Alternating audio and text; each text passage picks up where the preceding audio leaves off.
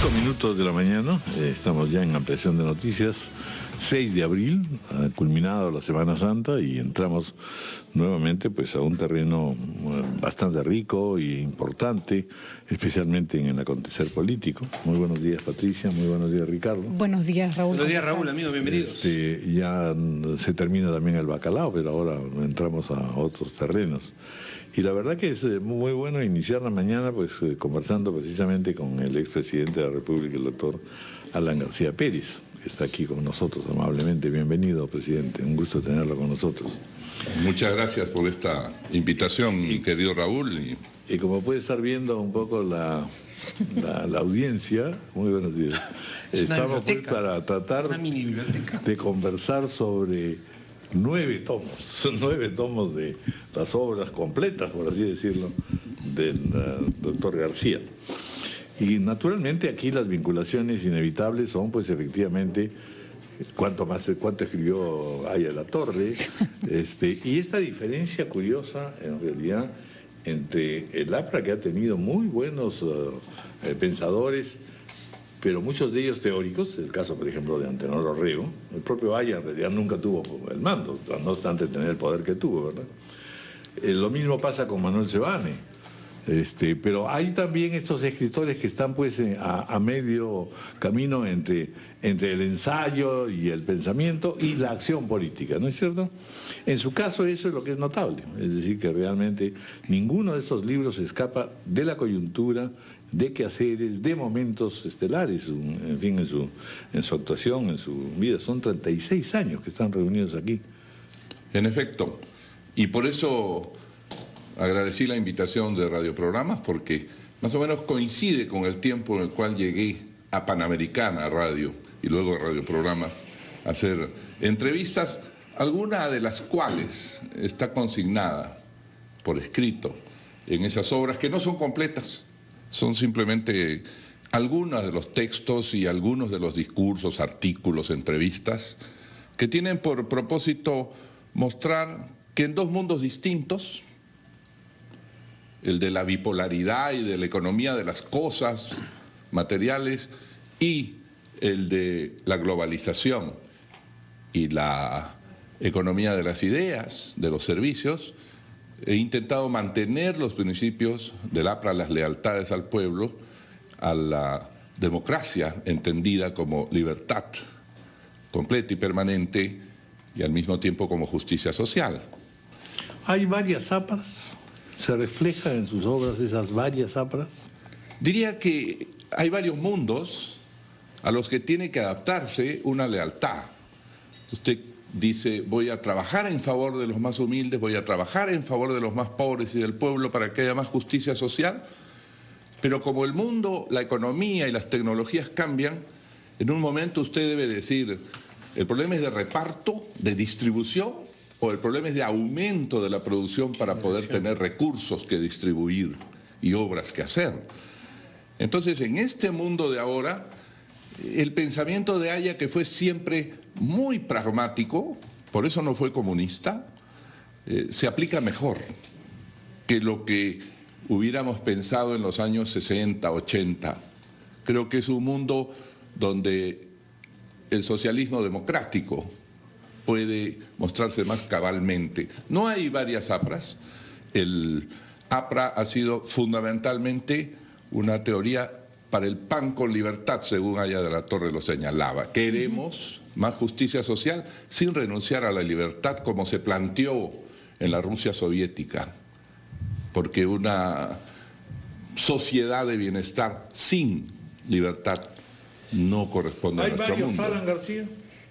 Yo creo que sí. Hay un Alan García central que es discípulo de Aya de la Torre y ferviente creyente en todo lo que él dijo y con una, digamos, un afán de ser leal a esta huella histórica de tanta gente muerta, presa, desterrada, pero que a veces puso más de voluntarismo y más de ideología que de pragmatismo práctico, racional.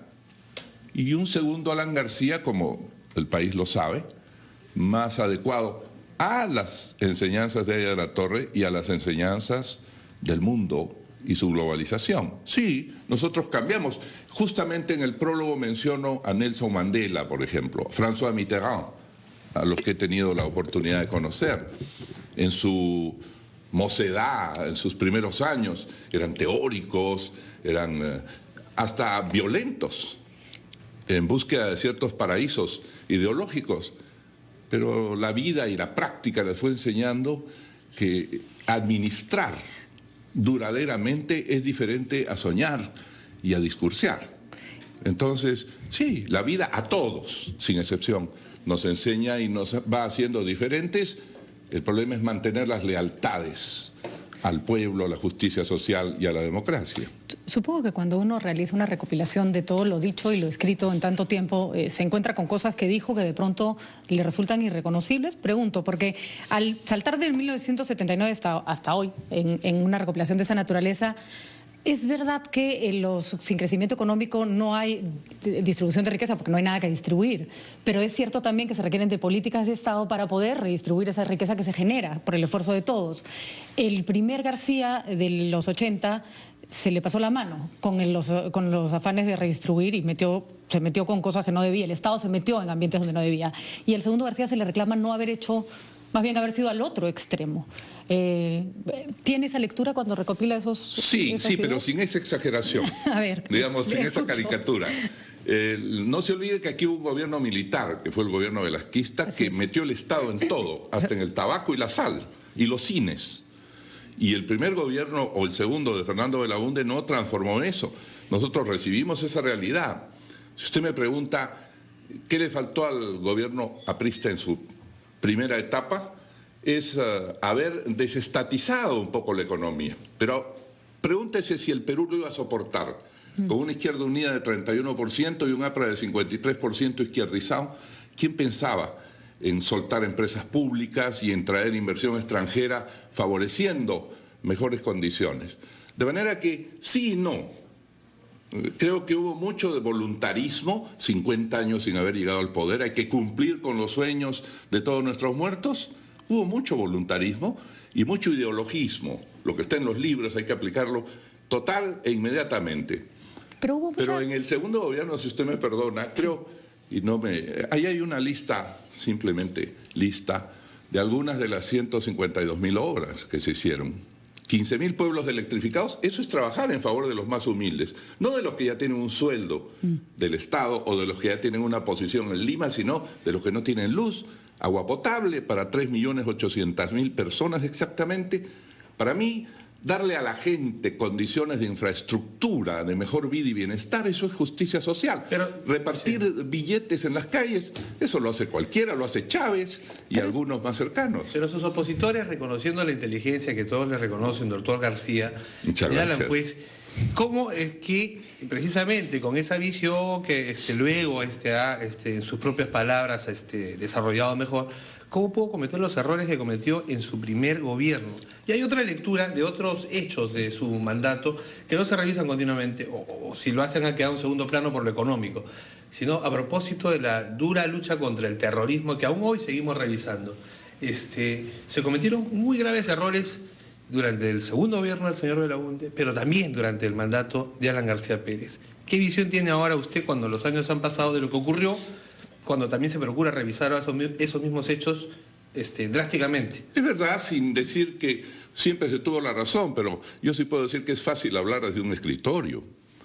El terrorismo desatado y feroz que recibimos como herencia del gobierno del señor Belaúnde, y los hechos están allí, que a su vez recibió de los últimos años militares a Sendero Luminoso ya formado y forjado y organizado en las comunidades andinas, era un género de violencia y de insurgencia anónimo, absolutamente irreconocible detrás de las poblaciones, y la lucha contra eso condujo, evidentemente, a excesos, abusos, errores que han sido analizados debidamente por la Comisión de la Verdad, por los jueces. Eso es así, porque nadie tenía la varita mágica ni el pensamiento divino para saber cómo terminar con eso. Nadie. Se lo digo como que fui presidente en esa época y como que hablé con Fernando Belaúnde muchas veces antes de llegar al poder en 1985. Ha mencionado la Comisión de la Verdad. ¿Usted tiene objeciones como lo tiene, por ejemplo, el fujimorismo? Yo no tengo ninguna objeción a la Comisión de la Verdad. Yo no tengo ninguna objeción a la Comisión de la Verdad. Creo que en el número de víctimas tal vez hubo una concepción, una estadística que no corresponde a la verdad, pero digamos, entre 30.000 peruanos que murieron o 60.000, como dice la Comisión de la Verdad. Bastaba con 1.000 peruanos, con 50 peruanos que murieran. Vamos a hacer una pausa y continuamos.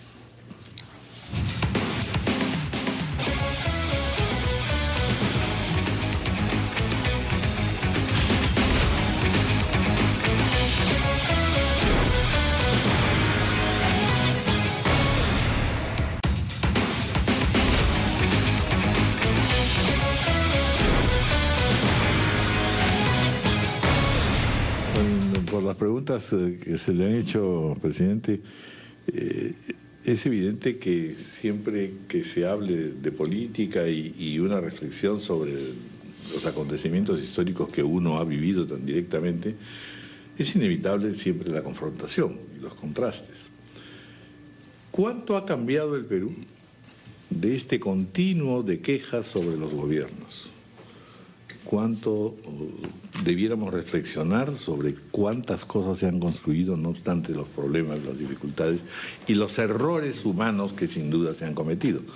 Que yo recuerdo, desde que estoy en el periodismo tantos años, todos han sido, desde un punto de vista, digamos, de evaluación, presidentes que han recibido duras andanadas y se han tenido que defender. Y cuando han terminado su mandato y al correr de los años, empieza uno a descubrir, recuerdo sobre todo el caso de Belaúnde, ¿no?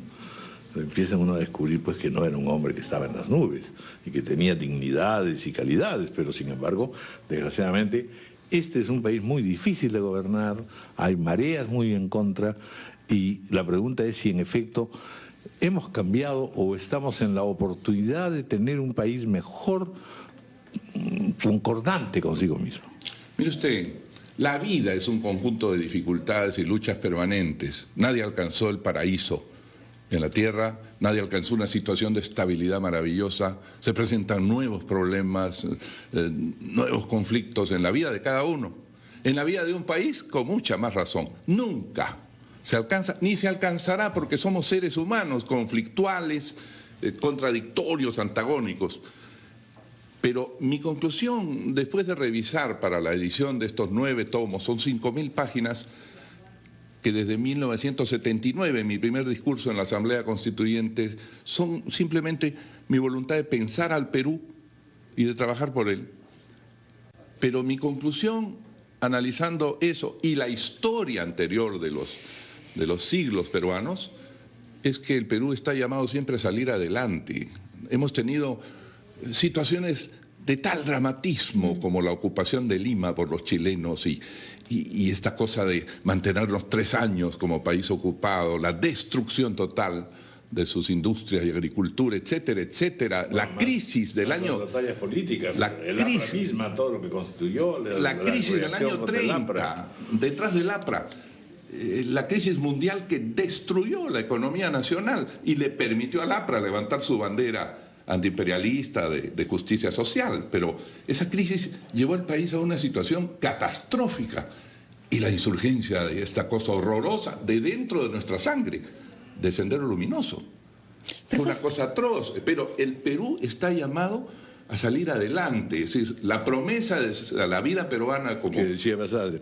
Vacía Basadre. Sí, pero para que haya promesa también se necesita pues capacidad de reflexión sobre esto y decir dónde están las fallas, qué hace que en algunos momentos, la verdad, nos enfrentemos y seamos incapaces de poder decir, bueno, hacemos una ruta para 15, 20 años, pero convengamos en Raúl, que hay cosas que podemos construir juntos. Algún día podemos hablar con estadísticas, comparemos la sociedad peruana de 1930, de 1970 y la de hoy. Y nosotros somos sustantivamente una sociedad mejor, con más derechos, con muchísima más democracia, con muchísimo más bienestar. La situación del campesinado del año 30 es irrepetible. Ahora, siempre quedan rescoldos y puntos negros de abuso o de miseria. Bueno, ese es un trabajo en el que todos tenemos que estar y no podemos retroceder ni un momento. Hay un compromiso aún no satisfecho con el Perú rural, por ejemplo, que se arrastra de años. Sin embargo, efectivamente, nunca habíamos estado tan bien en democracia, además, y estamos al borde de una crisis política que casi ha generado la censura de un gabinete después de 50 años. ¿Cuánto de este país distinto, cuánto de la política está a la altura de este país distinto? A mí me da la impresión que hay una politiquería que juega su partido aparte y un país que requiere ser gobernado. Bueno, le respondería diciendo, el ruido político, el escándalo político, muchas veces lo vivimos los políticos y los periodistas, pero el pueblo productivo, el pueblo que sale a hacer su microempresa, el que está trabajando en los micros, en las combis, en las fábricas, ese pueblo es ajeno a todo lo que nos preocupa a nosotros. Le diré algo. Pero no tan ajeno cuando tiene un huaico que se le cae en la cabeza y un ministro preocupado por responder a no sé qué censuras o pleitos. Ese es otro tema. Y hay otro tema. El otro tema es el tema de que no hay derecho que siempre sea una lucha de sobrevivencia la que hay que tener en el Perú. Hasta cuando no estamos en esa condición. En los cuales la gente nace y actúa y siente que todo está más o menos tranquilo y seguro. Aquí la verdad que vivir en el Perú es una cosa sumamente grave. Claro, pero hablemos de lo fundamental. Vivir en el Perú es vivir en una geografía tan diferente a la Argentina, donde no hay un cerro del que se caiga un huaico, tan diferente a la francesa. Es decir, cuando Sarmiento de Gambó entró al Perú y encontró tal diversidad inmensa de pueblos, de valles y de cerros, quedó perplejo. Y Alejandro Humboldt dijo algo terrible: cuando Dios hizo del Perú, se olvidó del hombre. ¿Por qué? Porque nuestra geografía es dramática y podremos controlar la quebrada de San Antonio, de Chosica, pero aparecerá un huaico en cualquier parte de los decenas de miles de nuestros cerros. Pero encima de eso tenemos que escuchar a Bugatá y a Mulder pelearse a gritos en medio de los huaicos. O sea, uno dice, encima de este país nos tenían que tocar a estos políticos. No los escuche. Cambie el canal, cierre la radio, punto. Mucha gente lo hace así. Ahora, entre otros yo. Bueno, pero ahí entramos a otro terreno. Estamos, sin embargo, con una creciente tendencia a no confiar en los políticos, a no escucharlos. Usted mismo ha recomendado que se cambie la radio. Cuando se llega a niveles de beligerancia altos. Y hay una decepción del quehacer político. Siempre, la gente no se inscribe. ¿Usted cree que el año 45, 48 la gente está tan contenta y creía más en los políticos? ¿Usted cree que al comenzar el siglo XX, que hubo 37 gabinetes en 30 años que fueron censurados, que fueron 37? ¿Usted cree que la gente creía más en las cosas? Para comenzar, solamente un poquito de gente se enteraba de eso. Gracias a radioprogramas y gracias a los periódicos y a los partidos políticos, millones de peruanos participan y se desengañan. Pero ese es un derecho también, porque son informados. En esa época casi nadie era informado. Yo sostengo, a través de esas páginas de esos 9 tomos, el Perú saldrá adelante. Ese es mi mensaje, de todas maneras. Ahora estamos en un particular momento, ya pasó el momento de Ana Jara, es el momento del señor Pedro Cateriano, que contra algunos pronósticos ha sido nombrado como jefe de gabinete.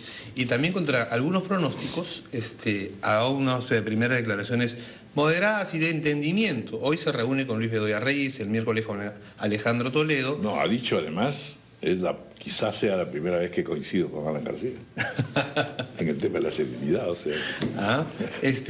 ¿Puede ampliar usted más ahora, precisamente a propósito de lo de esa primera declaración de Cateriano, un juicio sobre lo que puede venir y el ambiente que estamos atravesando? Bueno, hablemos de lo grande a lo chico. El país va a entrar al 5º año de este gobierno, por consiguiente ya es un gobierno de salida. Y todos tenemos que ayudar a que salga de la mejor manera posible, sin trastornos constitucionales, obviamente, sin grandes problemas económicos. Que sí, que están amenazando, ¿no? Que amenazan en parte por la situación internacional, en parte por, digamos, la lentitud, por decirlo de otra manera. Hoy día el señor Eguren, me parece que en el comercio, menciona que en los 3 primeros meses solo se gastó 11% de toda la inversión que tenía el gobierno central, no los gobiernos regionales. Los gobiernos regionales deben estar por debajo. Bueno, se trata de que el país llegue de la mejor manera posible al 28 de julio del año 2016. Y no por interés específico, como inmediatamente piensa algún oyente, no, sino porque es la mejor manera de que se pueda poner el pie en el acelerador para otra vez dar un salto. El Perú, que siempre sale adelante, tiene profundos hondones a veces, se cae en una bajada, pero sabe dar saltos extraordinarios y lo ha hecho en varias ocasiones de su historia. Sin embargo, ya hay algunos columnistas que señalan que Cateriano no va a ser el último primer ministro de Humala y que si podría soportar Cateriano un despegue en las encuestas de usted o de Keiko Fujimori. Si usted se sentiría seguro postulando a una futura presidencia con un primer ministro como Cateriano, que ha hecho todos los esfuerzos del mundo para demostrar que simpatía no le tiene. Todos. No ha dejado ninguna duda al respecto. La habilidad de un político es aprovechar los odios de los otros, si es que se los tienen. Yo no tengo ningún temor a que una persona, por importante que sea, me tenga odio. Ahora, vuelvo a lo de antes. Aunque alguien me odie, mi obligación como jefe de Estado que fui es ayudar a que las situaciones sean mejores más adelante. Ahí pues el famoso vals ódiame sin medida ni clemencia. Pero no me olvides. Dicen que este gobierno no lo quiere, le confieso los chismes, porque de todas las frases que usted puede haber dicho alguna vez, cuando usted dijo que si de usted dependía, Humala no iba a llegar al poder, se puso la cruz con los Humala Heredia para siempre. ¿Cuánto de eso, de ese discurso, que no fue llevado a cabo porque Humala llegó al poder y usted no hizo nada al respecto para evitarlo? Bueno, pero cambió pues para llegar. ¿Cuánto de ese discurso le puede rebotar ahora? ¿Cuánto de haremos todo lo posible para que García no vuelva a llegar al poder? Con su mismo ejemplo, aunque no era cierto, supóngase que deciden que Alan García no llega al poder, todavía no soy candidato. Y no sé si lo seré, pero si alguien se empeña en que no sea, lo único que logrará es que sea, simplemente. Es decir, no veo manera en que desde el poder uno pueda destruir un candidato. O sea, una forma de impulsarlo es sacarle la mugre. Lo peor que puede tener un político es la indiferencia, el olvido. Volvemos al infierno para el político. Vamos a hacer una pausa y volvamos, porque en realidad, digamos, esos 9 tomos no han sido escritos para hablar solamente de si va a ser usted candidato, o de qué malo es el primer ministro. Yo no lo he dicho. No digo, los temas pues en general de la cotidianeidad, ¿no? Así es. Pero estos 9 tomos están indicándonos que estamos hablando con una persona que tiene una expertise del mundo y sus observaciones y sus análisis, y de allí poder derivar hacia dónde debemos caminar. No le estoy pidiendo un programa político tampoco, ni un programa de discurso de partida, sino en definitiva, qué cosas están quedando de todos estos últimos 30 años en el Perú que tienen que ser reforzadas. Bien sabemos que en educación, que en salud, en fin, hay cosas que hacer. La otra cosa que sorprende es, no obstante el dinero que hemos tenido, la capacidad para poder manejar la economía, tanto del Estado como de los privados, no ha sido al parecer suficiente, no ha atendido a decir, vamos a llegar en algún momento a carestías, ojo, no hay, en fin. Y además, finalmente, continuamos con egoísmos en un país que necesita cada día más pensar en la medida de lo posible emparejar la situación. Al terreno de hacer una crítica la mínima posible, ¿no? Es decir, si hubiéramos continuado la misma velocidad de inversión pública y el mismo llamamiento a la inversión privada, que es mucho mayor, estoy seguro que hubiéramos podido hacer muchísimas más obras en estos 4 años. Esta es la única crítica que hago. Cada uno tiene su estilo y su forma de ser, pero hubiéramos avanzado bastante más hacia una democracia de bienestar. Vamos a hacer una pausa.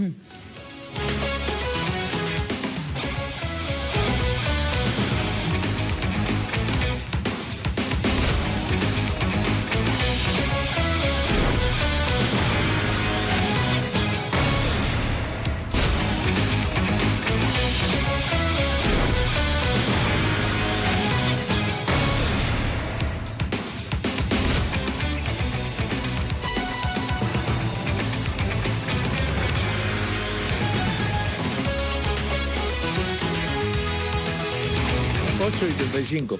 Bueno, hay algo que me ha llamado la atención, presidente, y es que encima de que son 9 tomos, usted promete que dentro hay otra cosa que se llama realidad aumentada. Entonces ya, la verdad, ¿qué significa eso? Quedaron chicos esos nuevos tomos.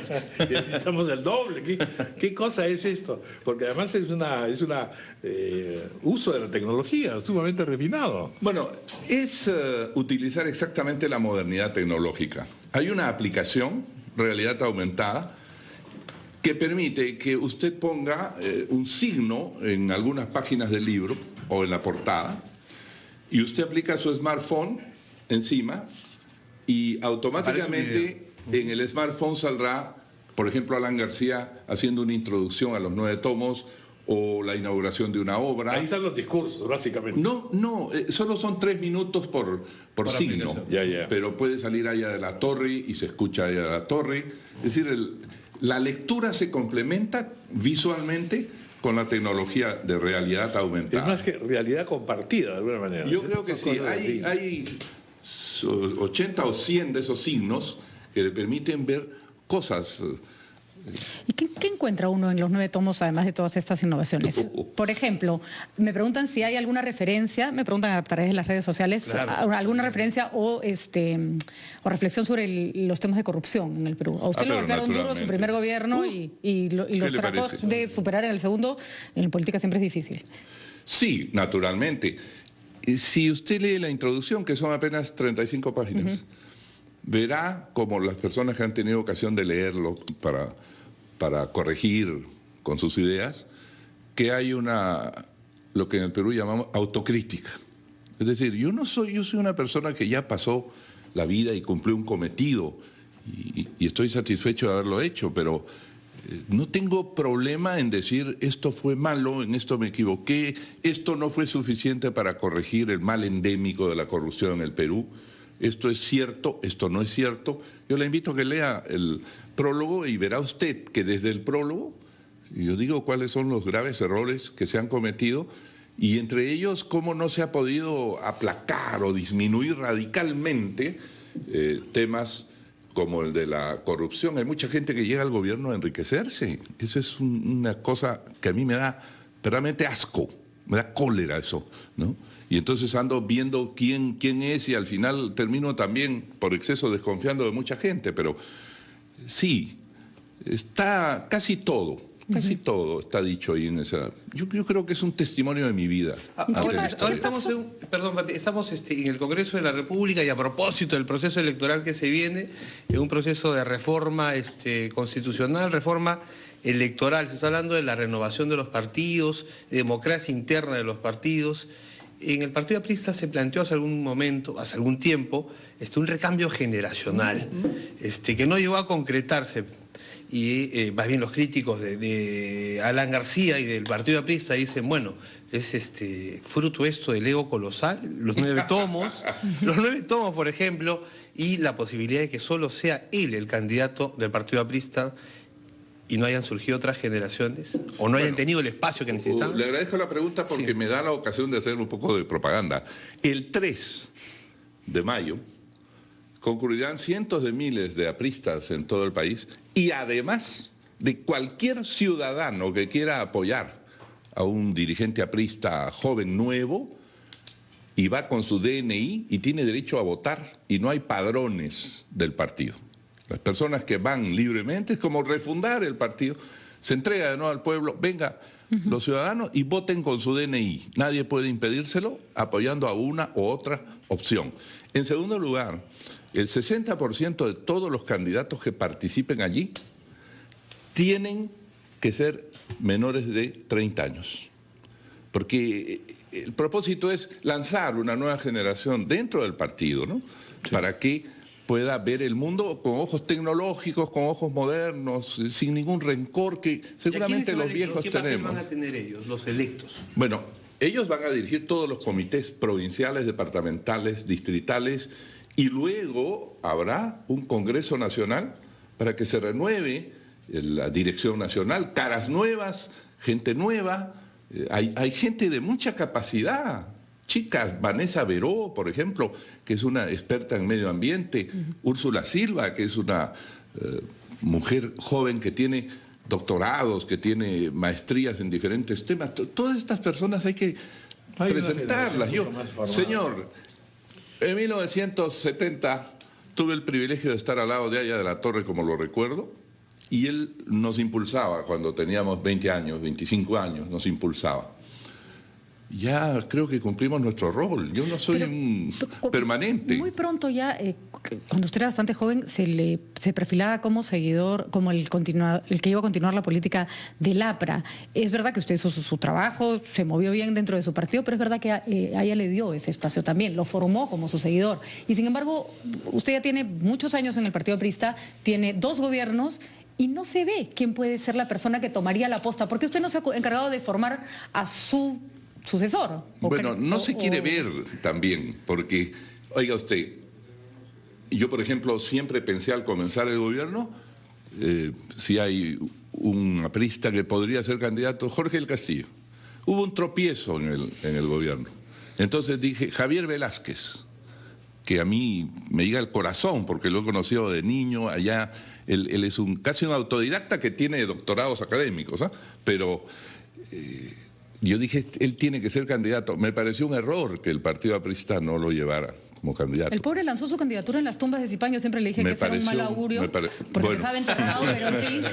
Y pusieron Mecharaos que ni siquiera llegó a las elecciones, ¿no? De todas maneras, Zipán es Zipán. Claro. Sí, pero en una tumba. Bueno, realmente el tiempo nos gana. Yo lo sé, hay un invitado, el señor Eguren, que está esperando. No quiero ganarme sus furias. 2 cosas. Otra de las bases del aprismo era justamente el indoamericanismo. Y en ese sentido también hay que preguntarse sobre la situación del Perú en el conjunto de América Latina y en general, en verdad, allí tenemos perspectivas importantes, desde lo de la Haya hasta el grupo andino, hasta el grupo ahora atlántico, del Pacífico, en fin. Sin embargo, también allí tenemos dudas y a veces nos enfrascamos ahora en Chile y el espionaje y las cosas que como trabas, en verdad, y que al mismo tiempo nos van indicando cuán inseguros somos de nosotros mismos, ¿o no? Usted tiene total razón. Mire cómo cambian los tiempos. Hace 7 años le prometimos al Perú, vamos a crecer más que Chile, vamos a hacer las cosas mejor que Chile y vamos a demostrar que somos más inteligentes y más capaces que los chilenos. Y así fue. Disminuimos la pobreza muchísimo más, 5 veces más que ellos, y crecimos al doble los 5 años. Y yo decía, esto es parte de la autoestima nacional. Vamos a demostrarles que somos mejores y tendrán que venir aquí a buscar trabajo, no nosotros allá. Naturalmente, los países en el mundo, y más los limítrofes, siempre se andan escuchando, no es nuevo. Es decir, Inglaterra escucha a Francia, por todas partes se andan escuchando, a los ingleses también escuchan a los argentinos por aquello de las Malvinas, pero hay que poner las cosas en su dimensión. Si yo viera desplazarse un portaaviones que pasa frente, yo tendría ya que ir a palabras mayores. Las cosas en su dimensión y la diplomacia que actúe. Porque detrás de todo esto está, como usted ha dicho, la directiva histórica y casi inevitable de que en algún momento el mayor número de países de Sudamérica se congreguen para hacer una alternativa viable, porque pequeños países con mercados chiquititos no pueden traerse industrias importantes y grandes. Entonces, yo sí creo que la Alianza del Pacífico de Colombia, Chile, Perú, más México, es una oferta internacional de moda, pero además de gran posibilidad para las inversiones y el desarrollo. Entonces, actuemos como debemos actuar, pero sin pasar a destruir lo que puede ser nuestro propio futuro. Son 8:44, lo último. ¿Está usted dispuesto a conversar con el primer ministro? Pero naturalmente. Ya le he dicho que todo lo que yo pueda hacer, ya está su titular, Raúl, qué vivo es usted. Todo lo que yo pueda hacer, esa es mi obligación. No voy al final de mi vida. Bueno, él también ha dicho que es su obligación, a pesar de que al final de mi vida, cuando a uno le imponen una dieta. Y de mis tomos, a pesar de que no me guste la dieta, voy a conversar. ¿Le cree cuando Cateriano dice que él va a lograr controlar? Yo creo que los cargos crean a las personas también. Ay, lo hubiéramos nombrado primer ministro antes. Cuando una persona llega a una dignidad, naturalmente tiene que actuar de acuerdo a lo que se espera de él. Mire, déjeme darle un ejemplo. Aunque primero era monocameralista, después comprendí que se necesitaba un Senado en el Perú. ¿Para qué? Para que controlara el Senado a la Cámara de Diputados. Y usted pone la misma persona. Yo me acuerdo, el mismo señor que era diputado, exagerado, se jalaba los pelos, insultaba. Pasó a ser senador y inmediatamente entró en una calma y criticaba las exageraciones de esos diputados. La Cámara joven, tenemos que controlarla. Bueno, la dignidad y la institución le da a la persona una nueva psicología. ¿Por qué voy a dudar? ¿Cómo explicamos dos Garcías en un mismo cargo de presidente? Porque usted tendrá que explicar que había dos mundos, el mundo Unión Soviética contra Estados Unidos, comunismo contra capitalismo, y el mundo de la globalización, que es el que nos permite vivir mejor hoy. Muy bien. Bueno, entonces la presentación es hoy día, ¿no es cierto? Hoy día. En el Teatro Nacional, además es otra cosa. Es significativo. Que el Teatro Nacional sea escenario de una presentación. Algo tuve que ver con su creación y construcción, algo tuve que ver. Magnífico. Pero ahí debería cantar. Aunque me hayan cambiado la placa, pero no importa. Ahí debería cantar. Bueno, canto a través de mis libros, como diría Fernando Belaúnde. Canto a través de mi trabajo, él era tan lírico. Bueno, muchas gracias. Gracias a ustedes, gracias, muchísimas gracias. García. Pero le dejo aquí los 9 Sí, claro. Muchas volúmenes. gracias. Se los entrego a Raúl Vargas, el ícono del periodismo nacional. Dios mío. Muchas gracias.